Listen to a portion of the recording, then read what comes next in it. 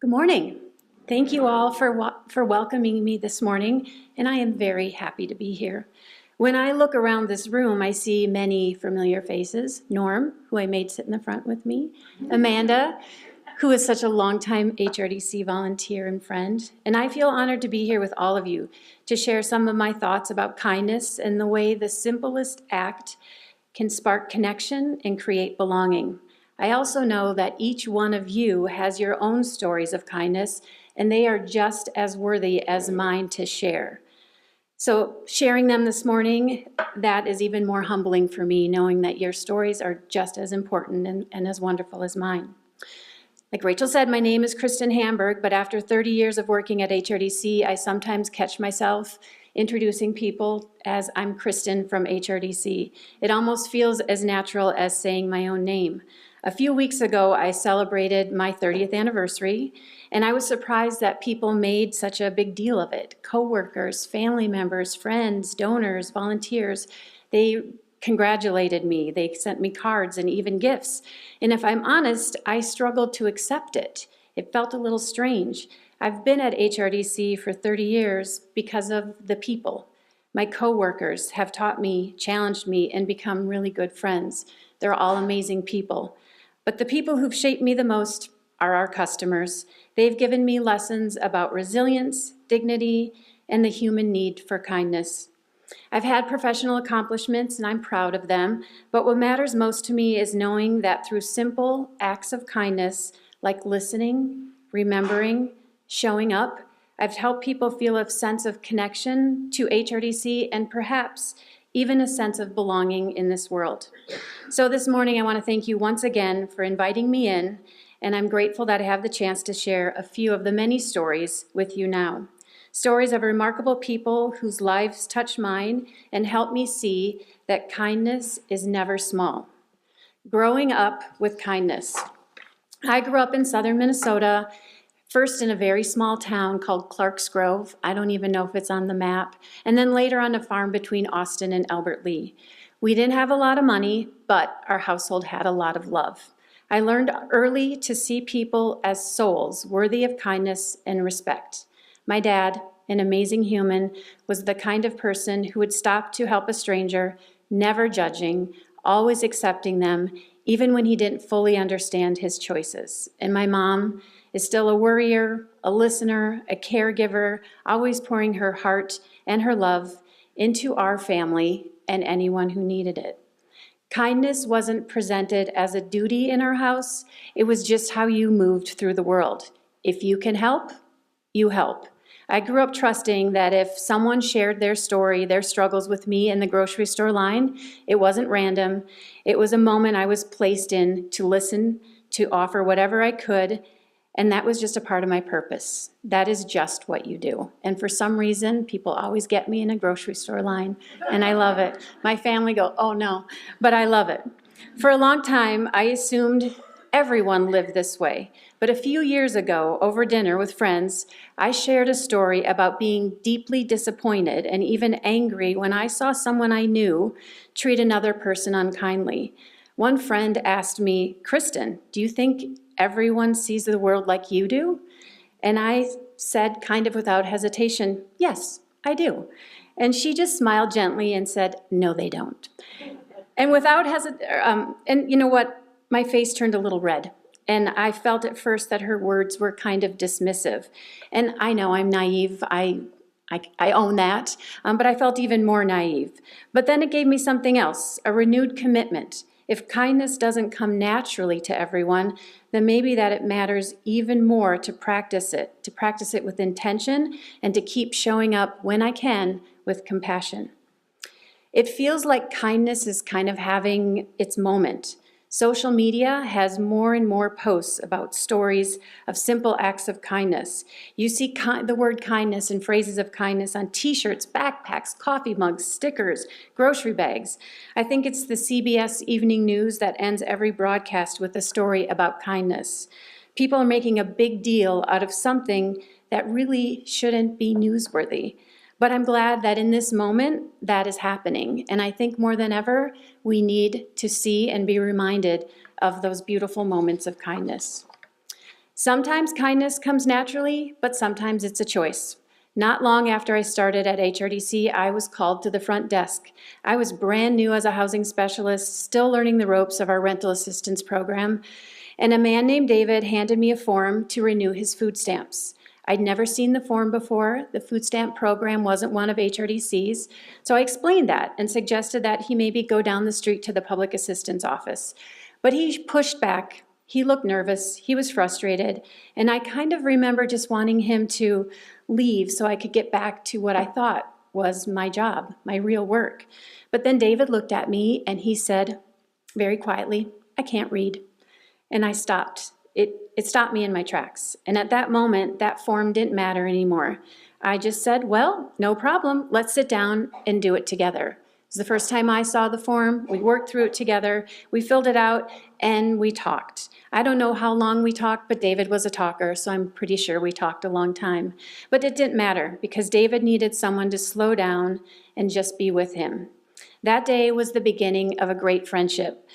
From that time on, I helped David with all of his mail and all of his paperwork. I remembered his favorite cake on his birthday, German chocolate, and made sure that he had presents at Christmas. We became a part of each other's families. David had known deep trauma and really dark days. Sometimes the pain was so heavy, he just needed someone to listen. He trusted me in that role, and it was a privilege. He also taught my family more than I could have ever taught them. Every month, he would come up short, about $20. He'd stop by my husband Keith's office, shake his hand, and accept a $20 bill. And at the beginning of the next month, without fail, David would return, shake Keith's hand, and pay it back. Keith often told him, "David, just keep it, just get ahead." But he wouldn't hear of it. He was proud, and he liked being a part of Keith's life in that very simple and steady way. David's life was never easy. He couldn't read. He had very little money. He had health issues. But his wisdom, his humor, his courage to keep going, those were all lessons my children and I still carry with us today. When David passed away during COVID, I was sad, but I also felt grateful. Grateful that his pain was gone, and grateful that I had been given the gift of knowing David. He was definitely one of a kind.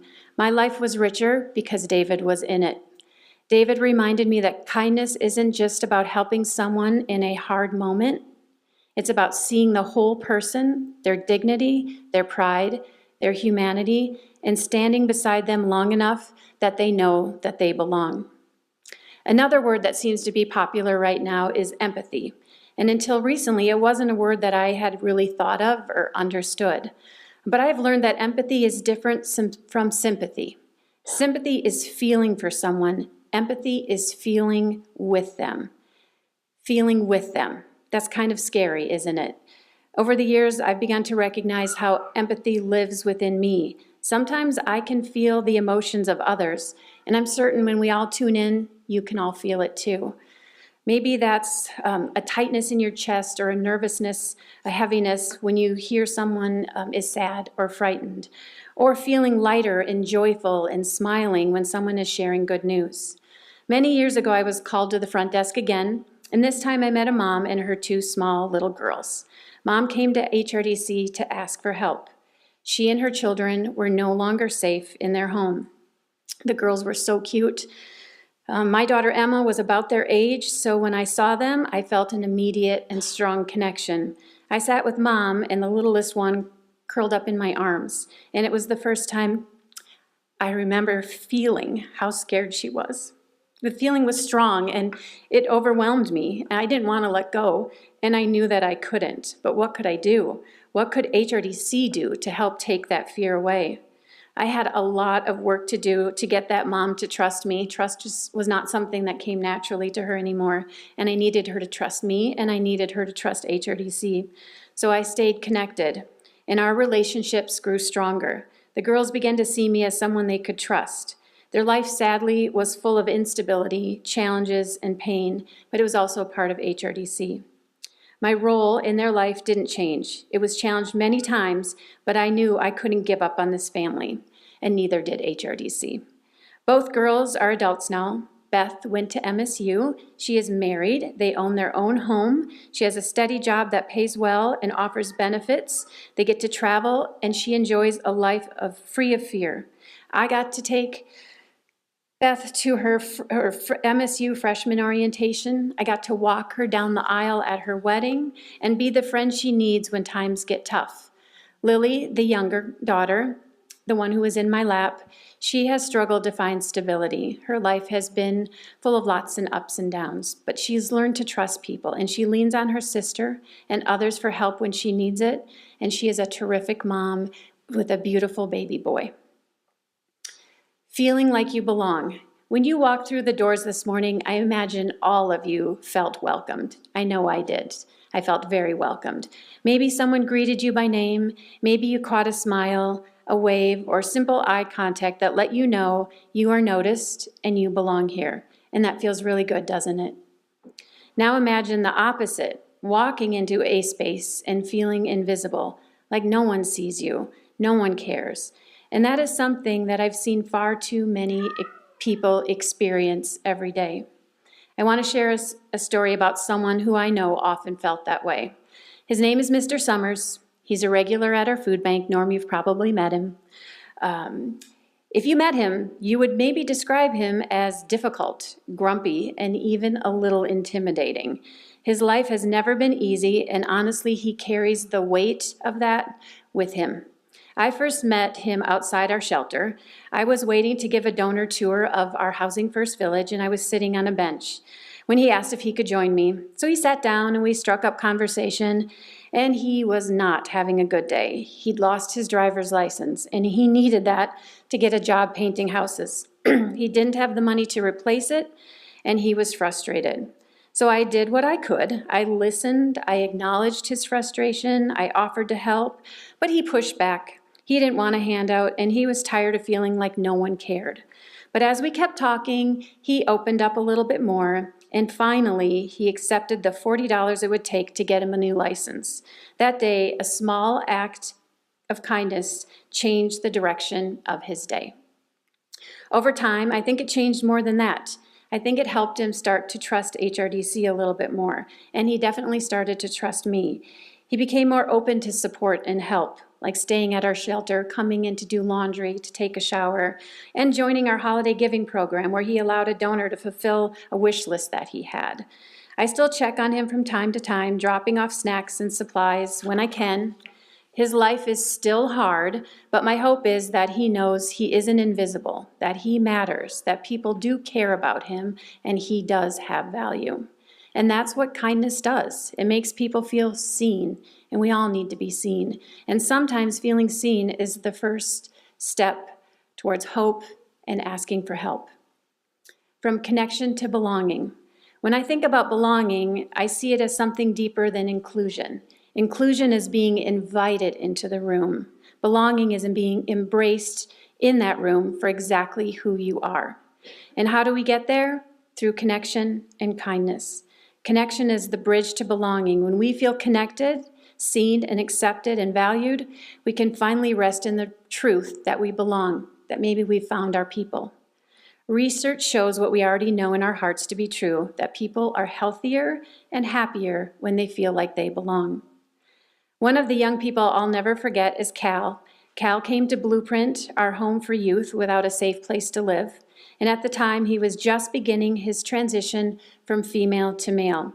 He was young, scared, and completely on his own. What he needed most wasn't just a roof over his head. It was a connection. He needed people he could trust. He needed a place where he wasn't questioned but embraced. He needed to feel safe. At Blueprint, he found that. Slowly, he began to trust staff. He found mentors, friends, and community. And little by little, that connection turned into belonging. He wasn't just housed, he had a home. Cal eventually reconnected with his family, moved out of state, and today is thriving, fully himself, living a life that he once only dreamed of. His journey reminds me that belonging is life-changing. It's not just about being included, it's about being welcomed, accepted, and celebrated. And it all starts with a simple act of kindness that builds connection and opens the door to belonging. And just coincidentally, after I wrote this, he contacted me and we had a good conversation. He wasn't originally from Montana, and he's been living in Texas for a long time, but he called to tell me that he's coming home to Montana in December for a visit, which just shows that his time in the Blueprint House really made him feel like he had a home, and he'll never lose that. The ripple effects of kindness. I saved this story for last because I think of the many, many stories I've gotten to experience, it might be my favorite one. One seemingly small act of kindness that has had a ripple effect that has impacted so many people and created a beautiful family and connection. April's story. About 4 or 5 years ago, April held a door open for me at our emergency shelter. We chatted for a moment, and little did I know that it was the beginning of a really beautiful friendship. April was experiencing homelessness and staying at the shelter. From the very first conversation, I had that rare feeling like I had known her before. She felt familiar, and I was at ease in her presence. Slowly, we became friends. We did dog walks. We took yoga together. She volunteered at some of our events, and she helped out around the shelter. As time passed, she began to trust me enough to share her story with me, and I trusted her with mine. One moment that stands out is when my dad passed away.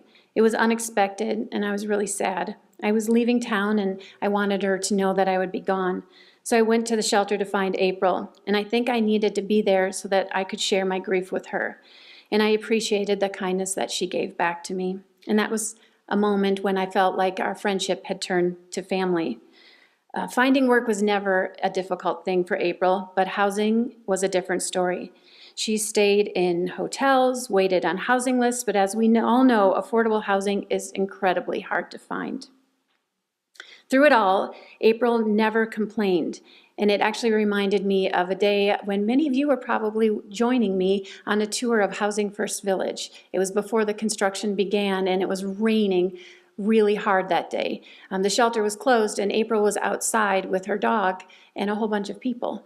And I stopped her and said, April, you know what? Let's just go across the street. I'll get you a hotel for the day. You can have a nice night's sleep and just get a little break. And she looked at me and said, ma'am, do you see all these people? Can you get a hotel room for all of them?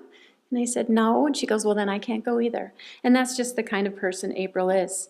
She and her wonderful dog Rugby adapted and survived. She became a part of a community with others who were also experiencing homelessness. And those people looked to her for leadership and support very often. One afternoon over lunch, April shared news that surprised both of us. She was going to have a baby. She was happy, and though I was happy too, I was also really scared for her. This was a moment that I think the universe wanted her to happen, because that's when everything changed. Her community really began to grow, and her life started to get better. The doctors and nurses at Bozeman Health were absolutely fantastic. They gave her excellent care and helped her to trust people in the medical profession. Because she was pregnant, our housing team was able to put her into some temporary housing so she had a sense of stability. She received amazing care from the health department and nutrition programs, and as her due date approached, so did her circle of friends, and the care network that she built just kept expanding. On April 18th, 2024, April welcomed her beautiful daughter, Jocelyn Jade Rose, to the world, JJ for short. In just 1 year, JJ has given April more than any human has ever done. JJ has given her mom unconditional love, a sense of purpose, and hope for the future. Together, they've moved into an HRDC apartment where they feel safe and happy and at home. Today, April and JJ also balance their volunteer shift at the senior center with a new job, a temporary role that turned into a permanent position, giving her both stability and pride. An incredible act of kindness from a stranger resulted in the gift of a car, not only providing her reliable transportation, but reminding her that people, even strangers, are kind and that others believe in her and her future.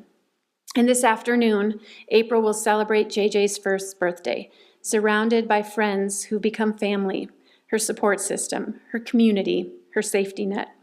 And we'll also celebrate April because she is strong, brave, kind, and an amazing human and an even more amazing mom. The ripple effect of holding a door open and the kindness, connection, and belonging that followed has changed both of our lives. My family is now better because April and JJ are a part of it. We gather regularly like families do. Her life today and mine are reminders what happens when trust, support, and opportunity can come together. And in closing, kindness, empathy, compassion, belonging, these aren't complicated things. They are simple choices made moment by moment that can change a life. We all know it because we've all seen it or we've experienced it ourselves. And I know what it feels like to miss the moment. Years ago, I was leaving the hospital after a doctor's appointment, and as I walked to my car, I saw a young man running towards his car.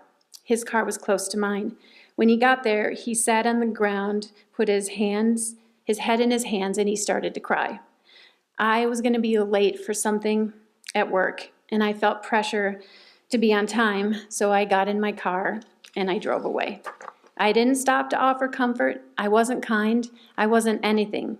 Honestly, every time I'm at the hospital, I think of that moment and the decision that I made. It wasn't the right one. Did the universe put me in that spot at that time to help that young man? What could have happened if I did?